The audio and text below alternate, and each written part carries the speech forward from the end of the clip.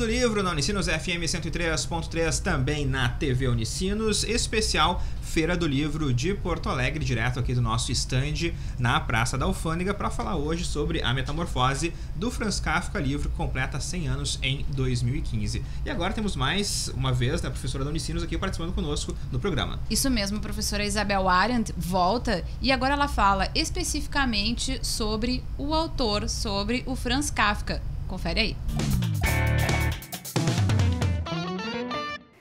Franz Kafka nasceu numa sociedade bastante, que a gente poderia dizer, em conflito, né, em Praga, no final do século XIX.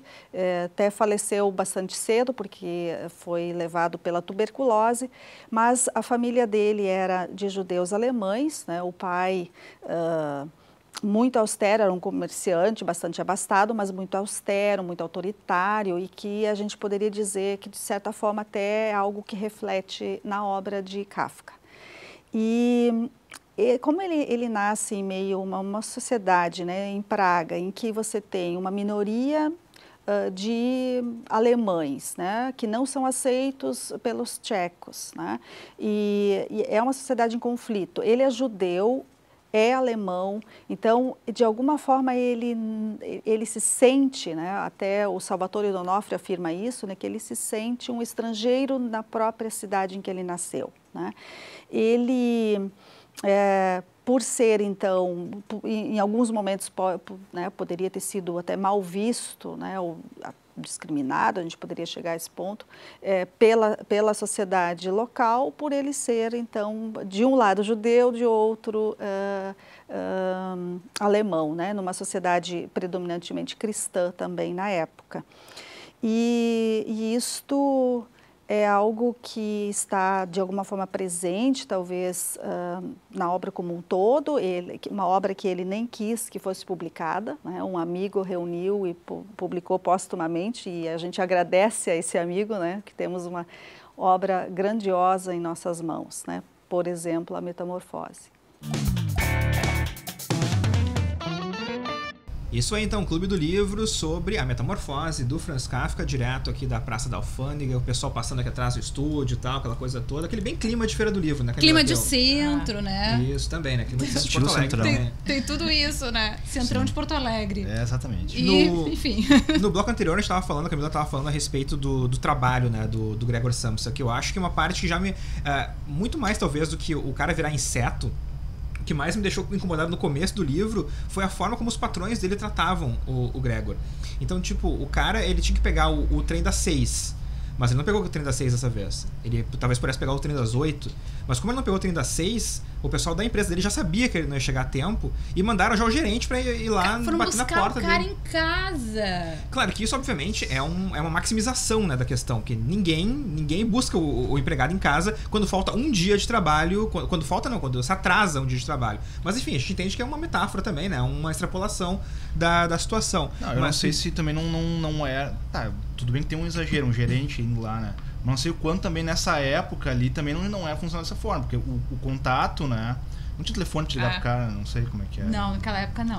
Cada um tinha no máximo um telegrama ali, né? Pombo correio. Talvez em algumas empresas funcionasse dessa forma, né? Mas...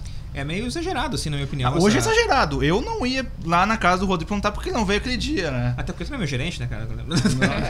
Não, mas se obviamente fosse, né, Ricardo? Não iria. Não iria, óbvio. Não, e a forma como eles se tratam também, né? Então, o Gregor, ele quase é obrigado a abrir a porta pro gerente, pra atender o gerente, porque, poxa, o cara eu tô na minha casa, sou adoentado e tenho que atender o gerente porque ele é meu patrão.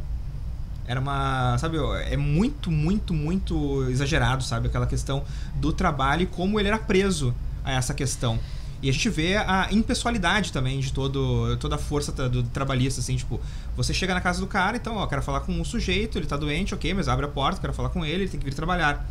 E é isso, não tem conversa. E rola meio um pavor, assim, nas pessoas da casa, né? Abre essa porta, Grego! O pai do Grego já abre esse negócio, senão tu vai pra rua, cara. Eu vou ter que trabalhar, sei lá, uma coisa assim. E a mãe dele, não, ele tá doente, calma, ele tá doente, tem que chamar o médico, Mas é como assim, o gerente é como se fosse, assim, um deus, né? Tem que atender, não importa do jeito que tu tiver, tu tem que atender esse cara, né? Como se ele fosse, assim, uma coisa superior a todos da casa e de toda a sociedade. verdade. E eu fiquei tensa nesse início ali, que ele olhava pro relógio, ele falava, não, só mais um pouco. Daí ele, não, já perdi o trem. Daí ele ficava calculando, ficava angustiada com aquilo, assim, parecia que era eu que tava naquela situação de ter uma pressão, assim. Ele não conseguia se virar, porque ele tava com o casco pra baixo, não conseguia se virar pra... Essa é a angústia do momento ali, né? Tu tá falando ali, não, daqui a pouco, mais meia hora eu consigo. Não, mais uns 15 minutos eu consigo. Ele tá tentando tentar se virar e não consegue. Aqui as perninhas, aqui as anteninhas, que não sei o quê. E Sim. Muito louco. A severidade do pai, assim, é uma coisa muito... E não vai ser só aqui no A Metamorfose, aparece em outros momentos na obra do Kafka. Carta ao Meu Pai, por exemplo, é um dos livros mais tristes, talvez, da...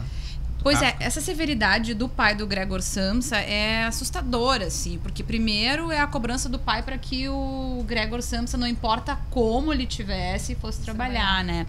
Depois, assim, para mim, uma das partes mais chocantes é quando o pai, em um determinado episódio, empurra ele para dentro do quarto, ele já naquela condição transformado ali, né? É importante dizer, né, que a gente não falou ainda sobre isso, quando o Gregor ele se transforma, ele ainda consegue responder, quando batem na porta dele, alguma coisa, mas com um som meio estranho, assim, como se fosse uma voz com um barulho estranho junto, assim, e depois ele não consegue mais comunicar. Isso, até porque ninguém entende nada o que ele tá falando ali, né? O som que ele emite, depois por isso que eu imaginava aquele monstro grande, depois ele vai diminuindo, assim.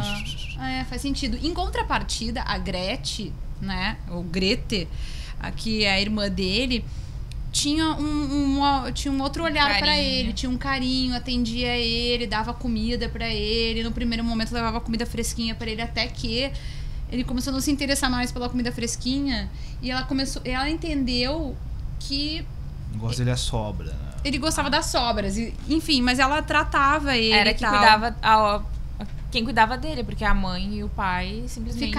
A mãe ficou num estado meio catatônico, na verdade, né? E a Grete, então, ela unificava a família nesse primeiro momento e tal.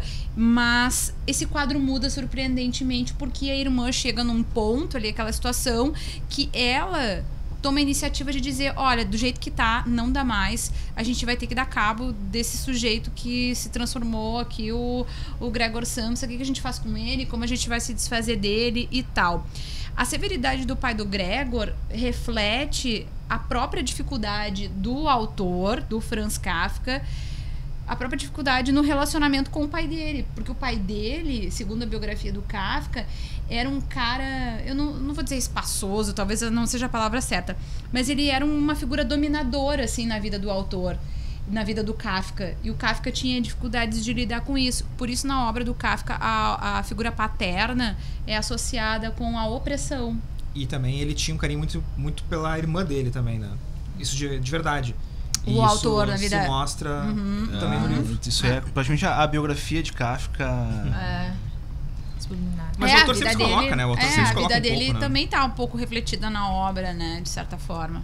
E é curioso ver, né, que a irmã tem aqueles momentos realmente de compaixão, de amor pelo irmão. Ela pensa, bom, se eu tirar os móveis aqui do quarto dele, talvez ele consiga... Porque tem um momento que ele começa a conseguir subir pelas paredes, né? Como um inseto consegue. E então... quando ele faz isso, ele deixa um rastro, assim, de coisa nojenta, assim, né? Material... Isso, gosmento. Esse lance e voltamos ao lance da casa, né, cara, que é muito estranho, porque o quarto dele tinha 4 portas.